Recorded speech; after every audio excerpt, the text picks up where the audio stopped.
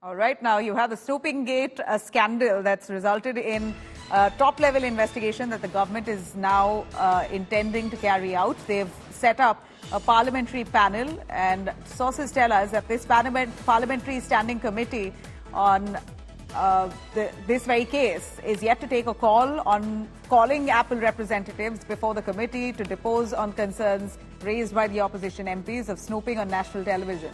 In fact, the committee met just a day before when this matter when the matter wasn't out as yet. The IT parliamentary panel had met already, and no panel member has so far approached the committee chairperson to take this matter up itself, or even call Apple representatives to find out their version. But this does come up. If it does come up, the committee will be thinking about it. Basically, this is a response coming in from the parliamentary committee, the panel that's intending to probe this matter. They are yet to take a decision on whether or not to summon Apple. The next date of the committee meeting hasn't yet been decided. It will be taken only after Diwali. So whether or not Apple officials will be summoned is yet to be established. That's a decision that's yet to be taken. Paulami Saha is tracking the story very closely. Paulami, we hear that the panel has not yet decided to summon Apple representatives. The investigation has begun, but a high-level probe is yet to be rolled out. We're still uncertain whether the government has reached out to Apple or not. What's the real status here? It's a little sketchy, the details that are coming in.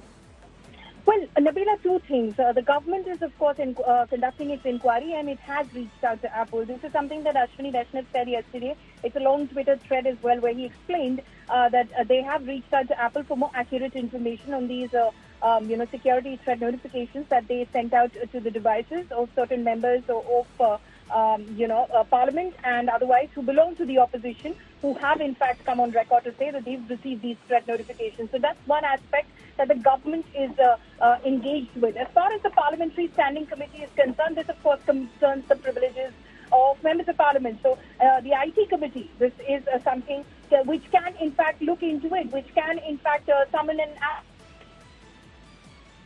Of course, the IT committee met day before yesterday. This wasn't the matter before. It hadn't hit the headlines, so to say.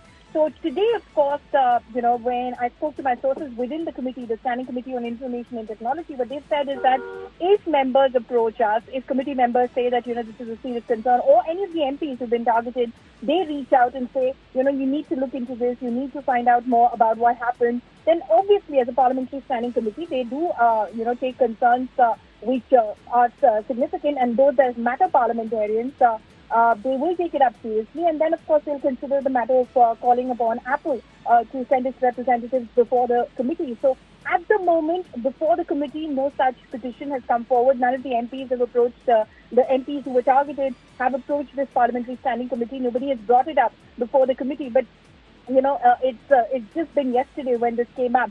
Some of those MPs have written directly to the Home Ministry, some to the Prime Minister. Moa Moitra wrote to the Lok Sabha Speaker to bring it before the Privileges Committee. But as far as the Standing Committee on IT is concerned, which can summon an Apple, they've not received any petition so far, but they've clearly indicated, the sources I've spoken to, that they'll take it up very seriously if someone approaches them. All right, thank you very much, Paulami, for joining us on that.